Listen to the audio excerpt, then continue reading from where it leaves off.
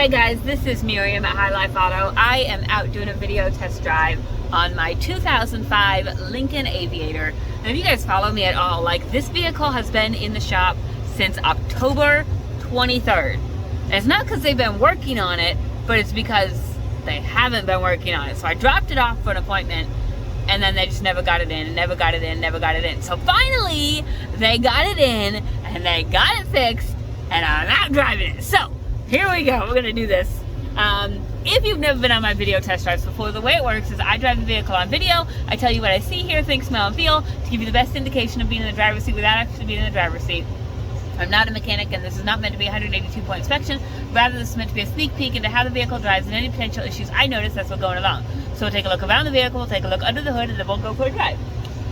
And I have not, I drove this one before we took it to the shop because it ran and drove fine. So the backstory on it is it just didn't have any dash lights. It didn't have any power like for the climate control, the seats, or anything like that. It was all gone. So what they found out is that somebody had tried to install a remote start system, an aftermarket remote start system, and they screwed it up. So warning, please, if you don't know how to install stuff, please don't do it. It cost me $661 because someone else screwed it up. So anyways, they screwed it up, they shorted out some wires, but they've got it removed, they fixed all the wires, we're good to go. So here we go, 2005 Lincoln Aviator.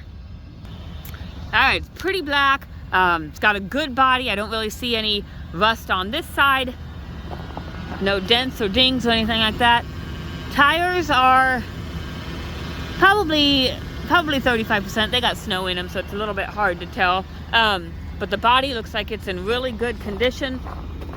It does have this keyless entry. I don't know what the code is, but interior, you've got a little lip on your seat right here. But otherwise, it looks like it's in pretty decent condition. It's got the DVD player. It's got the sunroof, which we'll check when we get inside. Oh, it's locked. Let me unlock the doors with my power unlock button. Oh, that may not work. Let's try this side. Okay, so driver's side power unlock button doesn't work. And it may just not be plugged in because also on the driver's side, the window regulator needs replaced. So, like I said, I just got it back today. I'm driving it back right now. So, captain seats, it does have the third row. I'll move all that plastic. I had to, when I took it down to the shop, I had to cover up all the windows because all the windows were down. Back tires are better than the front tires. Probably, oh gosh, probably at least 50%, if not 65, 70%. Here's the back. You've got a little ding right here. And then you've got some cracking right here. And this is not latching at the moment. I think it latched before, so this latch just might be frozen. I'll get it into the shop and play with it today. But just for right now, for this very moment, it's not latching. So, and I also have replacement hinges for this because those always break. So I'm just gonna replace them before they break. So this side, again, very good condition. I don't really see any rust, don't see any body issues. Very nice looking vehicle. Let's see if I got the hood popped.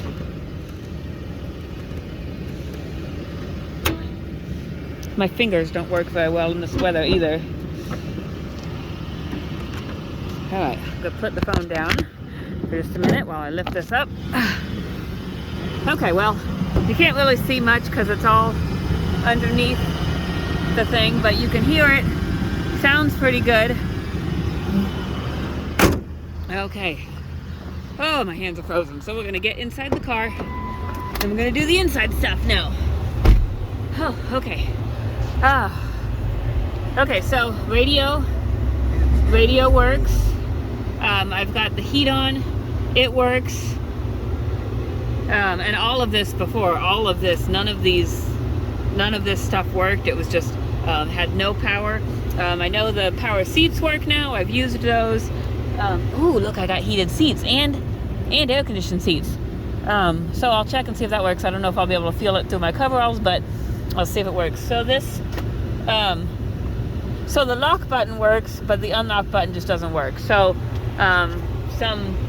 probably a switch issue. So windows, passenger side window works. I'm not going to roll down the driver's side window because I know it doesn't work. Rear passenger side window works.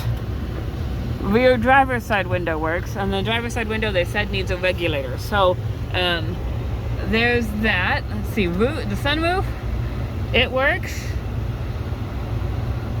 I'm gonna keep that closed because I'm not crazy.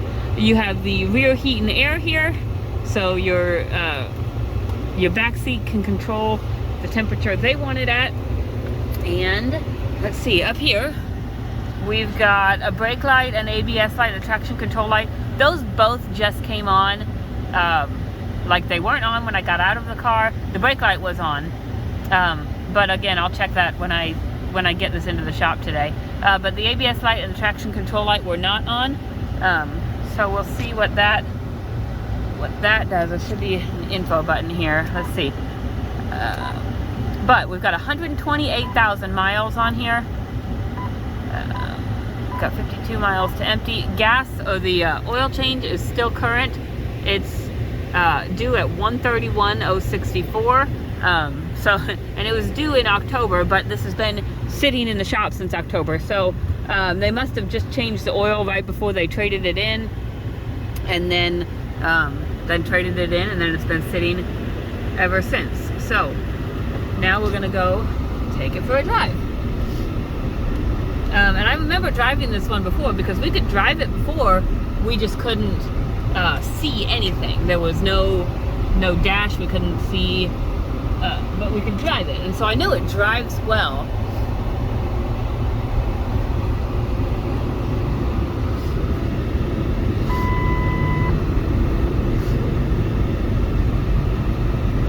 Low fuel level, so I'll get some fuel in it today too. I'll probably put it in the shop and do some of my tinkering, and then I'll go get fuel in it afterwards. Hey, look, there's some deer. Let's not hit them with my car that I just got out, but check that out. Look at how pretty those are. We're just gonna run right alongside them for a little bit because it's fun. Okay, anyways, there's that. So yeah, driving excellent. I don't hear any suspension noise. It's got good power.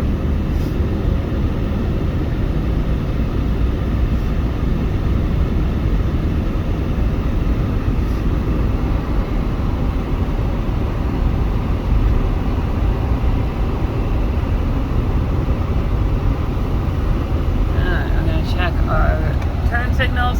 Left turn signal works. Right turn signal works. Windshield wipers work. I'm going to figure out our cruise. Our cruise works. You can see down there's that cruise button. The ABS light and traction control light, brake light, usually the three of those come on when you've got like a wheel bearing or a speed sensor that's not reading. If it was a wheel bearing, you would most of the time hear a noise, and you would know it's a wheel bearing. So I don't think it's a wheel bearing. I'm going to turn the heat off so I can just double check. But so there might be a speed sensor that's not reading. And those speed sensors are on the wheel bearing. It's a wire on the back of the wheel bearing, and they come unplugged all the time. The wires get broken all the time. Super common problem. So that might be an issue. I'll plug it into my computer and see if it tells me anything. Sometimes it'll tell me if it's a sensor or something. Brakes are good and solid, like good and solid. No grinding, no vibration. They feel really good, really new. So overall on this vehicle, everything seems to work. There's a couple little things. It's got a really good body. It's got driver's side window regulator, driver's side unlock button, a couple lights on the dash, but it's only got 128,000 miles, so it's really low miles. It's got the third row, DVD player, leather, all of that stuff. Right now it's got the back gate issues. I'm hoping to get that taken care of today, or maybe tomorrow. I don't know. as soon as I get it done. But seems like a really good, really solid vehicle. If you have any questions, if there's something I missed, give me a call, shoot me a message, Facebook, email. My cell phone is 309-267-7200. Thanks, guys.